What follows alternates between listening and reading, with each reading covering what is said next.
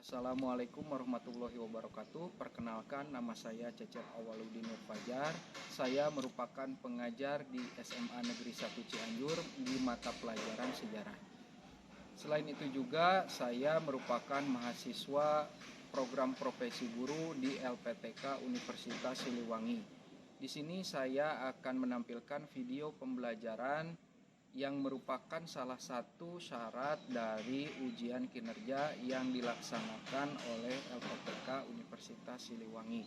Di sini saya juga menyampaikan surat keterangan yang menyatakan bahwa dalam pembelajaran saya kali ini dilakukan secara daring dikarenakan sarana dan prasarana di SMA Negeri 1 Cianjur yang tidak mendukung untuk dilaksanakannya video pembelajaran tatap muka. Maka dari itu saya mohon kebijaksanaan dari Ibu dan Bapak untuk memaklumi apa yang saya lakukan ini. Terima kasih dan selamat menyaksikan. Wassalamualaikum warahmatullahi wabarakatuh. Assalamualaikum warahmatullahi wabarakatuh. Waalaikumsalam warahmatullahi Waalaikumsalam warahmatullahi wabarakatuh. Selamat siang anak-anak. Hari ini merupakan pembelajaran sejarah ya untuk pertemuan ke-10. Bapak akan menjelaskan masih ada keterkaitannya dengan materi yang sebelumnya ya, yaitu mengenai kedatangan atau penjajahan bangsa Barat di Indonesia atau dengan kata lain kedatangan bangsa Barat ke Indonesia. Terlebih lagi untuk yang lebih intinya yaitu mengenai penjajahan VOC dan kegiatan VOC di Indonesia. Sebelum kita masuk ke dalam materi yaitu mengenai VOC yaitu mengenai kedudukan VOC di Indonesia, Bapak ingin menyampaikan sebuah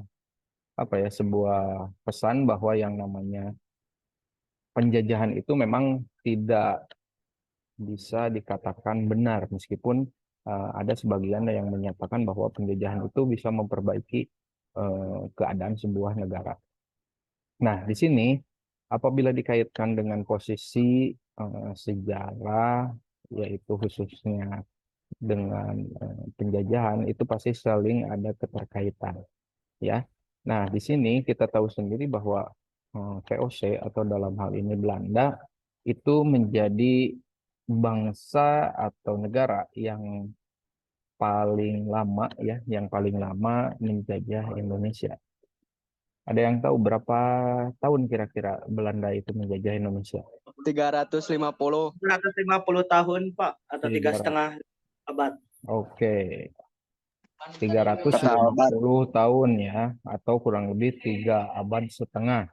Itu kalau misalnya bagus ya untuk Rifat dan di sini juga dan teman-teman yang sudah memberikan komentar, 3,5 abad itu memang kalau dihitung-hitung itu adalah dihitung dipotong 100 tahun sama VOC ya. Itu kurang lebih untuk khususnya pemerintah kolonial Belanda itu kurang lebih sekitar 300 berarti 250 tahun gitu ya. Ya itu bukan hal yang pendek kalau misalnya dilihat dari ukuran penjajahan ya. Nah, 350 tahun Belanda menjajah Indonesia itu memang mendatangkan kerugian ya. Kerugian khususnya bagi Indonesia. Nah, terlebih lagi di sini kalau kita garis bawahi bahwa di sini ada sebuah kongsi dagang yang kita kenal dengan sebutan VOC. Ada yang tahu arti dari VOC itu apa? Perusahaan Hindia Timur, Pak. Apa, Agung? Perusahaan Hindia Timur, kalau dalam bahasa Inggrisnya Verenigde Ost-Indische Compagnie. Oh, oke. Muhammad Agung ya. Verenigde Ost-Indische Compagnie gitu ya. Atau kita mengenalnya kenapa yang namanya orang Indonesia itu selalu menyebut yang namanya khususnya orang-orang Belanda itu dengan sebutan company ya. Nah, kalian pasti pernah mendengar ya menyebut dengan kata-kata company. asalnya company itu ya dari ini gitu ya, dari singkatan dari VOC atau Vereniging Oost-Indisch Compagnie. Nah, itu adalah sebuah perusahaan dagang ya. VOC ini adalah sebuah perusahaan dagang yang dimiliki oleh pemerintah Belanda yang menanamkan pengaruhnya di Indonesia, khususnya dalam hal ini menanamkan jiwa monopolinya di Indonesia ya.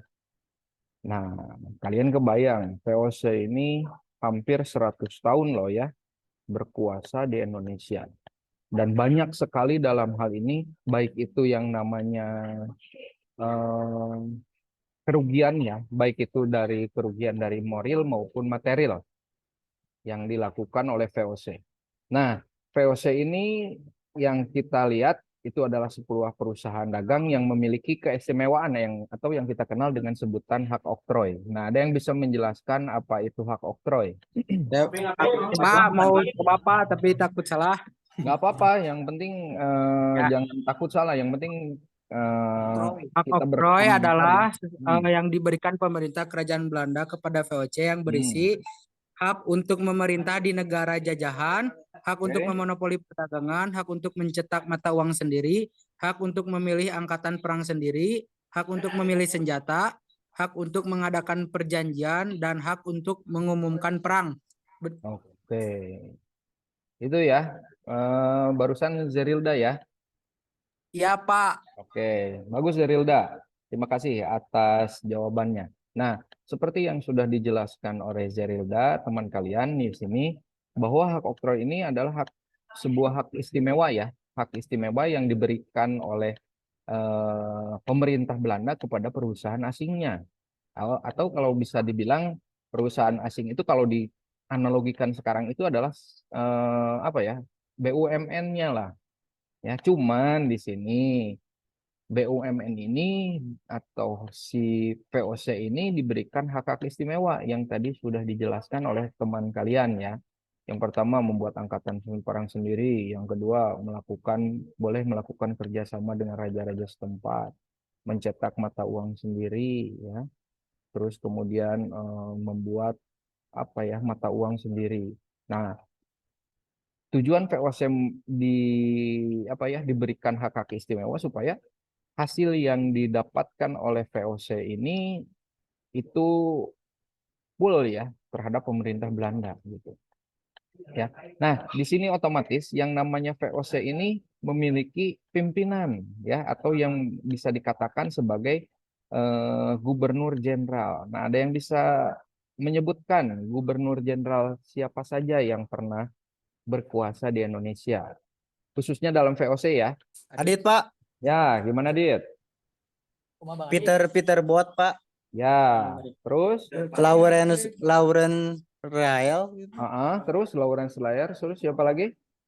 Gerard Reines, Ya, terus Jan Peterson Kun, JP Kun ya. Alidius Tarjapan Tekenburg Stesur. Ya, terus adakah lagi? Di sini kurang lebih ada 5 ya, ada 5 gubernur jenderal dari VOC yang pernah berkuasa di Indonesia. Nah, tujuan ada gubernur jenderal ini itu adalah sebagai penanggung jawab ya. Nah, di sini ada yang tahu VOC itu terbentuk tahun berapa? Siapa? Adit lagi. Pada 20 Maret 1602. Berapa? 20 Maret 1902. Terus berakhirnya. Ayo silakan. Berakhirnya dibubarkan pada 31 Desember 1799. 1799. Nah, Ya, Pak. di sini kalian bisa melihat bahwa hampir kurang lebih 100 tahun ya VOC ini berkuasa di Indonesia. Dan VOC ini sering berganti-ganti khususnya dalam hal ini penanggung jawab atau gubernur jenderalnya ya. Nah, pada perkembangannya VOC menanamkan sifat monopoli perdagangan ya, dalam menjalankan roda perekonomian. Karena pada intinya, kenapa VOC ini tujuannya dibentuk itu, yaitu untuk memonopoli perdagangan rempah-rempah di Indonesia. Untuk memperjelas materi yang Bapak sampaikan, di sini Bapak memiliki video yang Bapak rasa untuk bertujuan untuk memperjelas kembali ya seperti apa VOC menancapkan benderanya di Indonesia. Ya, silahkan disimak. VOC dengan satu O saja ya. Kalau yang O-nya 2 itu sebutan untuk teknologi fast charging milik HP yang tidak boleh disebutin namanya. VOC atau Verenig di Oost Indische Company alias Kongsi Dagang Hindia Timur adalah titik sejarah yang sangat lekat dengan Indonesia.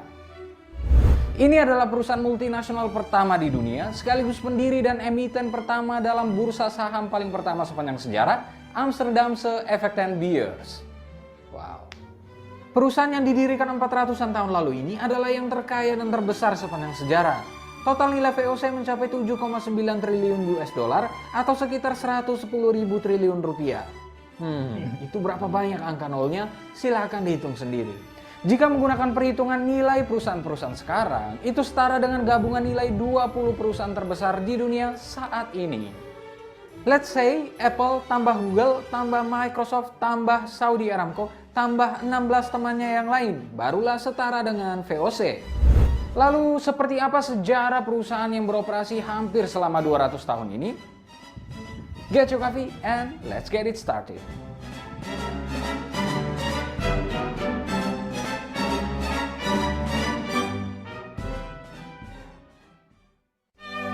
Sejarah VOC memang punya kaitan erat dengan penjelajahan dunia. Kala itu, sekitar abad ke-16, daratan Eropa sedang dilanda cukup banyak perang. Di Belanda sendiri ada Dutch Revolt atau revolusi Belanda yang terjadi di Low Countries, sebutan untuk negara-negara yang ada di pesisir barat laut Eropa. Kondisi ini membuat para pedagang merasa perlu untuk mencari pusat perdagangan di timur, terutama yang kaya akan komoditas rempah-rempah yang kala itu menjadi primadona.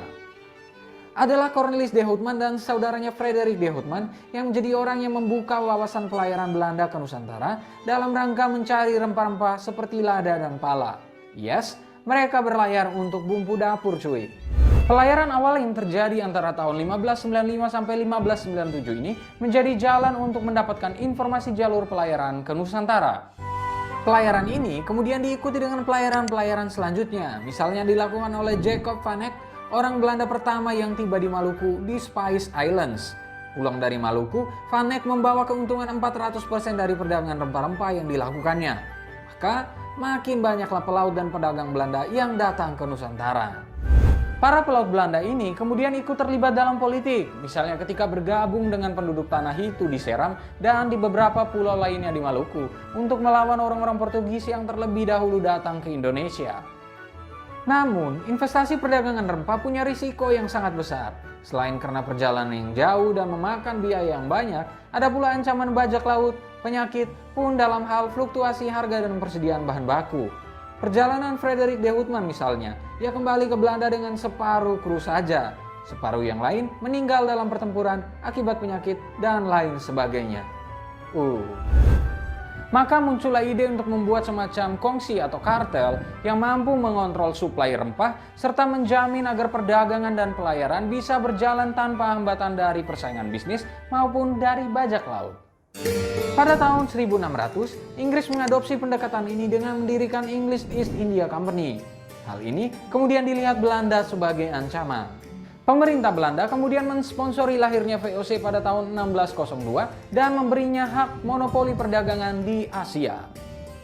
VOC sendiri didirikan lewat merger 4 perusahaan dagang, yakni Barbanche Company, Compagnie van Vere, Compagnie Can de Moscheron, dan Verse Company. VOC kemudian diberikan hak untuk memonopoli dan menjual kembali pala, cengkeh, dan bunga pala dengan harga mencapai 14 hingga 17 kali lipat dari harga yang dibayarkan di Nusantara. Ia juga diberi hak untuk membangun benteng pertahanan, memiliki tentara sendiri, dan membuat perjanjian dengan penguasa-penguasa di Asia.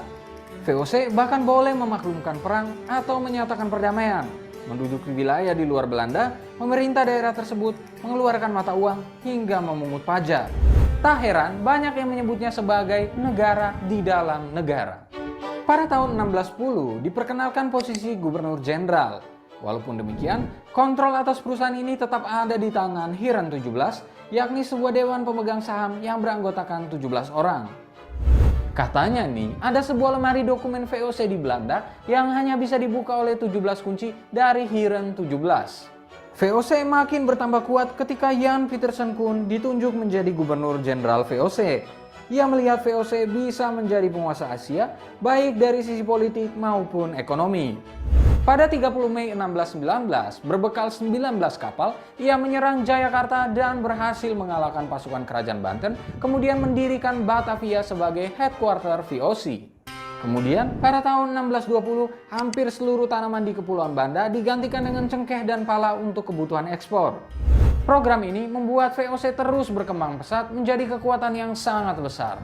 Hingga tahun 1669, VOC menjadi perusahaan terkaya dalam sejarah dengan aset 150 perahu dagang, 40 kapal perang, 50.000 pekerja, 10.000 tentara, dan pembagian dividen hingga 40%. WOW alias wow. VOC tercatat kerap mengalami konflik dengan Inggris. Dinamika hubungan tersebut terus memburuk setelah terjadi pembantaian di Ambon pada tahun 1623. Kala itu terjadi penyiksaan dan eksekusi yang dilakukan oleh VOC kepada 20 orang. Di antaranya ada 10 pegawai British East India Company atas tuduhan pengkhianatan. Tragedi ini merupakan buah dari persaingan kedua perusahaan Hindia Timur itu dalam perdagangan rempah hingga menjadi sumber ketegangan antara kedua negara. Persaingan ini akhirnya memuncak dalam Anglo-Dutch Wars antara Inggris dan Belanda pada tahun 1652 sampai 1784 yang terjadi dalam 4 tahap. Pasca perang tahap keempat antara tahun 1780 sampai 1784, VOC berangsur mengalami krisis finansial. Jan de Vries dan Ed van der Woude dalam The First Modern Economy menyebutkan beberapa faktor yang menyebabkan VOC mengalami kemunduran, mulai dari perubahan peta politik dan ekonomi di kawasan Asia, tingginya angka kematian pekerjanya, korupsi yang menjangkiti para petingginya, serta kebijakan dividen besar yang membebankan perusahaan. Selain itu, sejumlah peperangan yang dilakukan, misalnya melawan Sultan Hasanuddin di Gowa, memakan biaya yang sangat besar. Selain itu, ongkos untuk membayar pegawai non-inlander juga tidak murah. Belum lagi, saingan dagang yang bertambah beserta upaya-upaya invasi yang tiada habis-habisnya. Akhirnya, VOC dibubarkan pada 31 Desember 1799. Warisan yang ditinggalkan VOC lantas dilungsurkan ke Belanda berupa kantor dagang, gudang, benteng, kapal, daerah kekuasaan, serta berupa utang 136,7 juta gulden. Walaupun telah dibubarkan, VOC akan selalu diingat sebagai perusahaan yang besar mengeruk kekayaan alam di Indonesia. Bahkan, sebutan company yang kerap disematkan pada penjajah Belanda berasal dari nama VOC itu sendiri. Nah, lalu bagaimana menurut kalian? Seperti apa sejarah VOC ini harus dimaknai? Berikan pendapatmu.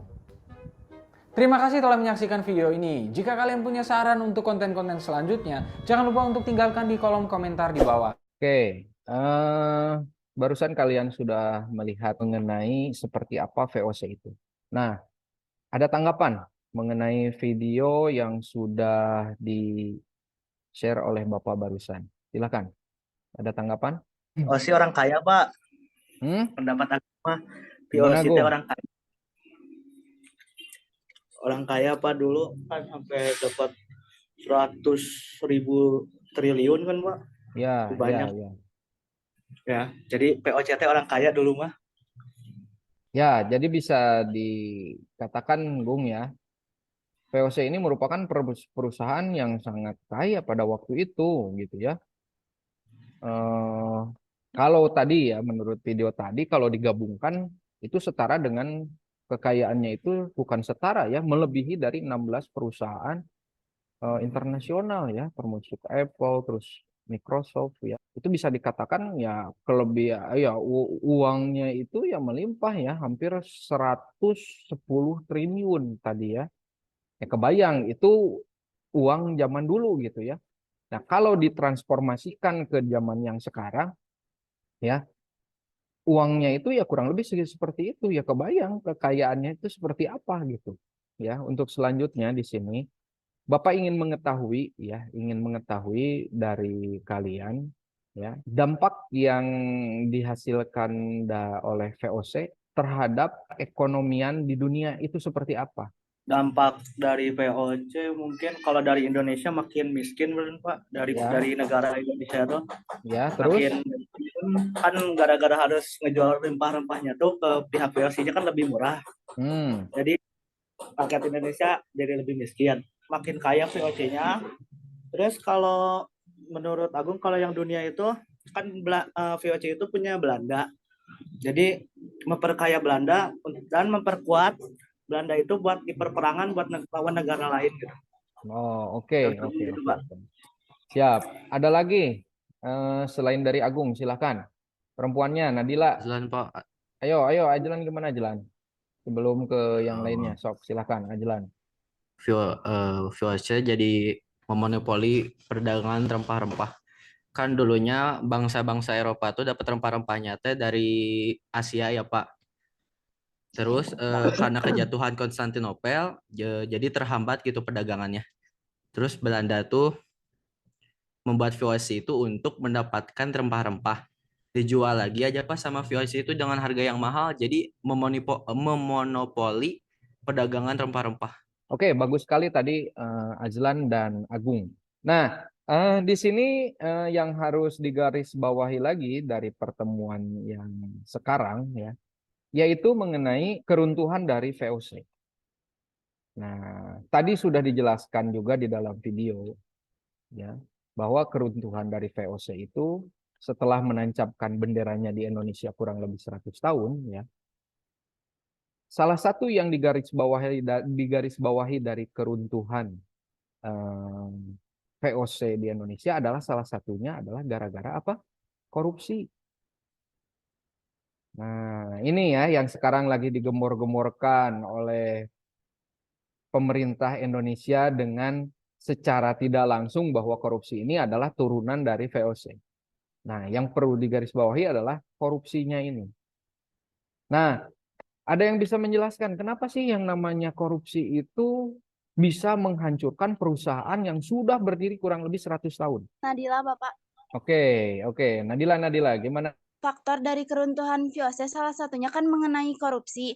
Korupsi itu sendiri telah merajalela di VOC tersebut, di mana korupsi tersebut bisa jadi salah satu faktornya terjadi karena besarnya orang yang dibutuhkan untuk melawan perjuangan masyarakat Indonesia, sehingga terjadi salah satu aktivitas yaitu korupsi, di mana korupsi tersebut akan menghancurkan organisasi yang telah merajalela di organisasi tersebut. Oke ya.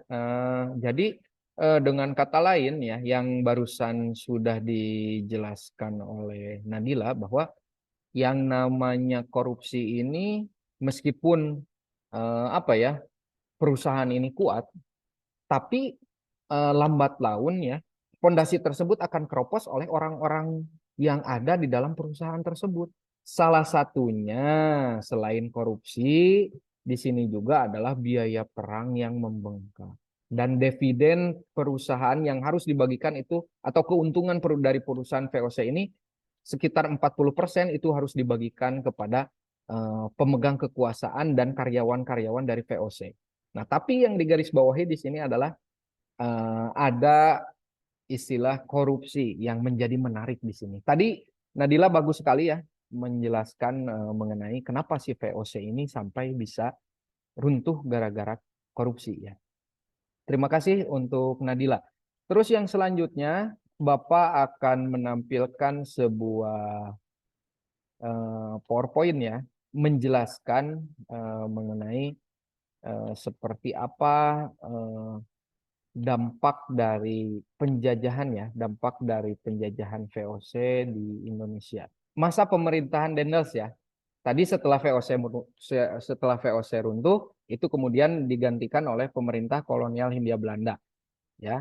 Dan itu secara tidak langsung VOC ini sudah bangkrut digantikan oleh pemerintah kolonial Hindia Belanda, dan ternyata pemerintah kolonial Belanda ini merupakan sebuah cabang dari Prancis ya, cabang dari Prancis karena Belanda posisinya pada waktu itu sedang dijajah juga oleh Prancis. Cuman tidak Prancisnya yang turun ke Indonesia langsung, tetapi ditunjuklah ini Herman William Daendels. Nah, tugas utama dari Herman William Daendels yaitu yang pertama mempertahankan Pulau Jawa dari ancaman Inggris. Terus yang kedua mengatur pemerintahan di Indonesia. Nah, ini tugas utamanya. Jadi tugas utama dari Daendels ini mempertahankan Pulau Jawa dari ancaman Inggris. Ya.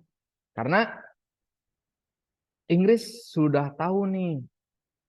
Ya, Inggris sudah tahu nih bahwa yang namanya Indonesia ini terjadi kekosongan bisa dikatakan vacuum of power, kekosongan kekuasaan. Jadi Inggris itu menanti nih, nungguan.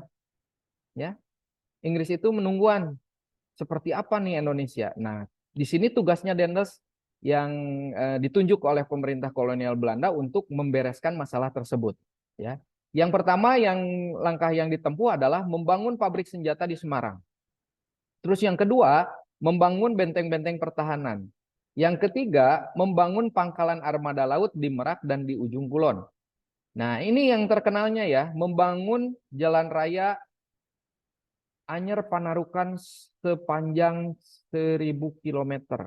Atau yang dikenal dengan Jalan Raya Daendels, atau yang dikenal juga sebagai Jalan Raya Pos atau Groten Postweg. Nah, ini jalan rayanya ini. Cianjur kelewatan nggak di sini? Ada apa? Ada. Nah, ini ya. Kalian bayangkan saja ya.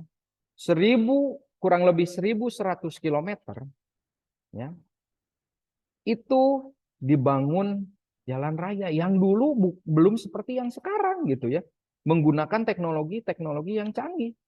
Dulu itu justru menggunakan tenaga dari pribumi. Ya. Menggunakan tenaga bangsa orang-orang kene gitu. Ya. Kalian bayangkan dari Anyer sampai Panarukan di Jawa Timur. Ya. Itu kerja paksa loh sistemnya ya. Itu sistemnya kerja paksa. Tanpa ada gaji. Ya. Kalian bayangkan Anyer, Serang, Tangerang, Jakarta, Bogor. Nah jalurnya itu kalau yang sekarang jalan nasional ya. Dari ya bukan jalan tol ya. Itu dari Anyer ke Serang, ke Tangerang, Jakarta, Bogor, Sukabumi, Cianjur, Bandung, Sumedang, Cirebon, Brebes, Tegal, Pemalang, Pekalongan, dan daerah yang lainnya. Ini kurang lebih kalau misalnya masuk ke wilayah Jawa Tengah dan Jawa Timur itu jalur Pantura ya. Nah ini jalur Pantura. Nah ada yang tahu nggak tujuan dari dibuatnya jalur atau jalan raya Anyer Panarukan oleh Daendels ini? Ada yang tahu nggak kenapa sampai dibuat jalur jalan raya antara Anyer sampai ke Panarukan? Mempermudah transportasi, Pak. Siapa? Itu siapa? Agung. Gimana Agung? Mempermudah transportasi, Pak. Jadi Oke. ke wilayah lebih cepat gitu.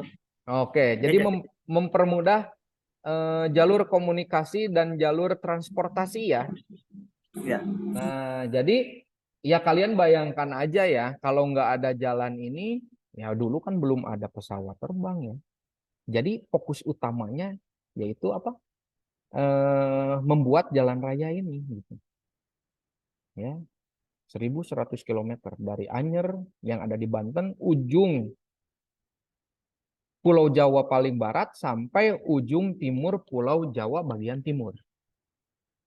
Nah, itu dengan menggunakan tangan. Nggak ada yang namanya beko, terus setum, ya, aspal, nggak ada. Ya, itu. Jadi dulu itu Bapak Pembangunan Indonesia itu sebelum Presiden Soeharto dan sekarang itu Presiden Jokowi. Nah, ini ada Herman William Daendels. Ya. Nah, terus kemudian pada masa Daendels ini yaitu melakukan pembangunan ekonomi, yaitu memungut hasil pajak dari rakyat, kontingenten, menjual tanah negara kepada pihak swasta, mewajibkan rakyat piangan untuk menanam kopi, ya kemudian mewajibkan rakyat pribumi menjual hasil panennya hanya kepada Belanda dengan harga yang murah. Nah, ya, nah ini. Jadi pikiran dari si Daendels ini sebenarnya gimana caranya untuk menghasilkan uang, ya, dan gimana caranya mempertahankan Belanda atau mempertahankan Pulau Jawa dari serangan Inggris. Nah, ya, ini kurang lebihnya seperti itu. Dan ya karena kebijakannya yang bisa dibilang tangan besi, itu sehingga Daendels mendapat kritikan dari berbagai pihak, ya. Bahkan dari orang Belandanya juga itu mengkritik bahwa wah gitu-gitu teuing ngajajah teh gitu kan. Ya, Daendels itu tidak salah karena Daendels itu hanya menjalankan perintah dari atasannya gitu. Ya. Beliau berpikir gimana caranya nih untuk mempertahankan Indonesia dari atau Pulau Jawa dari Inggris, yaitu dengan cara menerapkan kebijakan yang tangan besi gitu ya. Dalam artian tangan besi itu ya bisa dikatakan juga otoriter atau kumaha urang gitu ya. Urang nu boga program kalau nggak suka ya yuk bisa tersingkir. Kalau suka ya yuk jadi anak buah saya gitu. Ya sehingga dalam dalam menjalankan prakteknya itu banyak dikritik karena banyak korban juga di sini. Ya kalian bayangkan aja membuat jalan raya Anyar Panarukan. Nah, itu 1.100 km dibuat dengan tangan gitu pada masa pemerintahan Daendels gitu. Ya. Oke, sampai sini kira-kira ada yang ditanyakan dulu nggak? Silahkan. Sebelum Bapak nanti memberikan tugas ya melalui LKPD. Nah, ini nanti Bapak berikan sebuah lembar kerja peserta didik yang nanti untuk kalian pelajari ya, untuk kalian pelajari dan untuk kalian kerjakan nanti di rumah ya. Nah, ini kurang lebih bentuknya seperti ini ya untuk LKPD-nya ya. Nah, di sini ada kegiatan untuk pertemuan pertama, ada kegiatan untuk mengamati. Nah, terus kemudian di sini ada bekas tambang, terus kemudian kebijakannya ya. Terus kemudian di sini ya kurang lebih di sini menjelaskan secara tugasnya itu kalian mengamati gambar, terus kalian berikan komentar ya, berikan komentar seperti apa yang namanya seperti apa gambar tersebut bercerita gitu, atau dengan kata lain kalian ceritakan gambar yang ditampilkan di LKPD tersebut. Ya, di sini ada sistem Landren, terus kontingenten yang tadi Bapak jelaskan di akhir ya. Yang Bapak jelaskan di akhir dalam hal kebijakan Daendels tadi ya. Terus ada jalan Anyar Panarukan, pelayaran Hongi, ya, terus undang-undang agraria, ya. Nah, di sini juga kalian bisa membuat kelompok nanti untuk pertemuan selanjutnya ya. Itu membahas kebijakan-kebijakan Portugis, VOC, Daendels, Raffles, kemudian Belanda dan segala macamnya. Ya. Oke, siap ya untuk mengerjakan LKPD ini? Siap ya? Siap, Pak. Oke. Insya Allah, Pak. Insya Allah. Siap. Kalian pasti bisa. Ya. Kalian pasti bisa. Dengan berakhirnya tadi Bapak sudah sampaikan kegiatan untuk minggu depan, ya, dengan Bapak memberikan tugas berupa LKPD, ya, maka berakhir pula pertemuan kita saat ini, ya. Kita ketemu lagi minggu depan, tugas-tugasnya harus sudah beres ya, dan nanti disetorkan boleh menggunakan ke WhatsApp atau ke email Bapak, mangga silakan boleh ya untuk mengumpulkan tugasnya. Nah, sebelum diakhiri, Bapak ingin mendengar sebuah atau kesimpulan ya. Bapak ingin mendengarkan sebuah kesimpulan dari kalian semua di sini. Siapa yang kira-kiranya mau untuk memberikan sebuah kesimpulan ya? Silakan. Siapa yang mau memberikan kesimpulan? Silakan Azlan. Jadi VOC atau Verenigde Oost-Indische Compagnie adalah sebuah kongsi dagang yang didirikan oleh Belanda untuk mengatasi persaingan perdagangan di Indonesia, khususnya didirikan pada tanggal 20 Maret 1602. Lalu tujuan VOC untuk menghindari persaingan antar pedagang Belanda. VOC memiliki hak oktroy, yaitu salah satunya yang sangat merugikan menurut Azlan adalah hak membuat mata uang sendiri.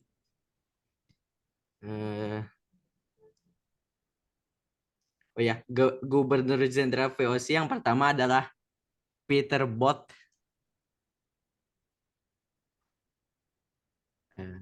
Sudah apa sih, gitu aja. Oke. Gitu aja Azlan. Silakan Ya, ada Pak, yang boleh. lain yang mau. Terima kasih Azlan ya. Agung, Pak. Gimana? Ya, gimana Gung? Jadi kesimpulannya POC adalah sebuah tempat perdagangan atau apa, Pak? Ya kayak gitu deh. Kongsi dagang, perusahaan atau perusahaan. Perusahaan kongsi dagang yang berasal dari Belanda, dari Belanda pergi ke Indonesia untuk mencari sebuah rempah-rempah. Setelah itu VOC menjajah Indo selama kurang lebih 3,5 tahun atau 350 tahun, 3,5 abad. Terus VOC juga runtuh atau bangkrut karena banyak permasalahan dari internal maupun eksternal. Contohnya korupsi yang merajalela yang di dalam VOC-nya tersebut, maupun kekalahan peperangan sehingga membuat VOC jadi miskin atau bangkrut. Oke, terima kasih Gung. Nah, di sini bisa Bapak tarik kesimpulan juga bahwa yang namanya VOC itu adalah sebuah perusahaan dagang yang terbesar di dunia pada waktu itu yang menjalankan praktik monopoli di Indonesia dengan sukses, khususnya dalam hal ini memonopoli rempah-rempah.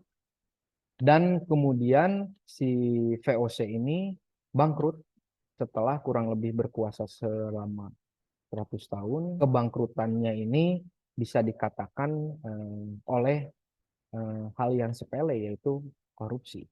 Ya, nah, jadi kita di sini bisa berpesan, Bapak bisa berpesan bahwa sekecil apapun korupsi yang kita lakukan, ya, itu bisa jadi menjadikan sebuah pribadi kita pribadi yang jahat, ya, bisa menjadikan juga sebuah negara itu hancur kalau korupsi terus dipertahankan.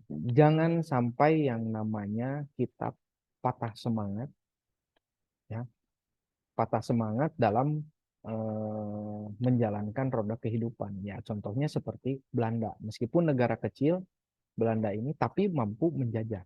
Dan bahkan pada waktu dijajah juga Belanda masih bisa menjajah. Ya, jadi itu secara garis besar dari pertemuan kita kali ini.